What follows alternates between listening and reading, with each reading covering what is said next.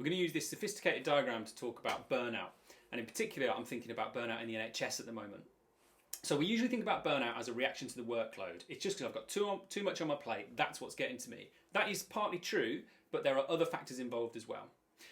And the NHS is a good example, much like teaching as well, of a system where there is too much work to do all the time, and it is never ending.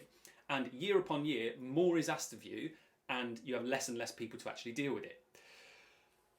And we've got that combined with a staff population, so here's you, trying your best to do the job anyway. So we have people that want to do a good job and don't want the end user, the patient or the children, to suffer.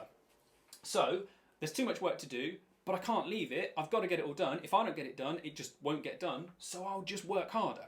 I'll shovel more. I'll shovel faster. I'll stay behind to try and get through shoveling even more of it. And before I know it, I'm working 60, 70 hours a week. It's normal practice for me to work clean through every single one of my breaks. It's normal practice for me to stay 2 or 3 hours every day behind my shift pattern. That starts to burn me out. Second factor, the system then makes you feel like you are failing because of that. Because it's not only you that's trying to work harder and trying to do more, everybody else seems to be doing the same. And that makes you feel like maybe that's normal and that I should be able to cope with it. And if I'm struggling at all, that means that I'm failing. And particularly in the NHS, the system piles that on like you wouldn't believe. So what we saw towards the end of the second wave was right from the top of government. Okay, these people have sacrificed, they have lived away from their families to try and protect their patients, they have put their lives in danger, they have worked so hard that they are on their knees. So what we're going to do to clear the backlog is we're going to set tougher targets. Oh right, because I've not been working hard enough. Is that the issue? That's when a lot of people started to burn out.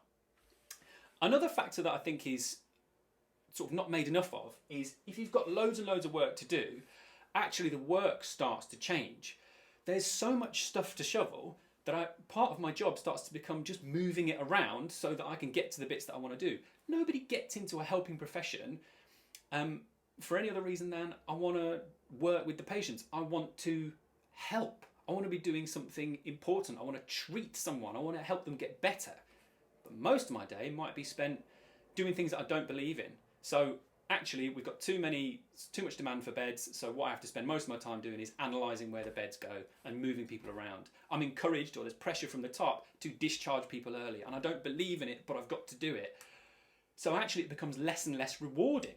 So not only am I spending all my time shoveling, I'm doing things I either don't believe in or that are really disheartening. Dealing with complaints, things like that, because of course people are frustrated. But I spend so much of my day having to handle that. And again, people make me feel like I'm failing. If this is you at all, the first thing that you can take some control of is taking some care of yourself. The temptation is, while the crap still remains, I can't spend any time. I can't take a break. I can't look after myself.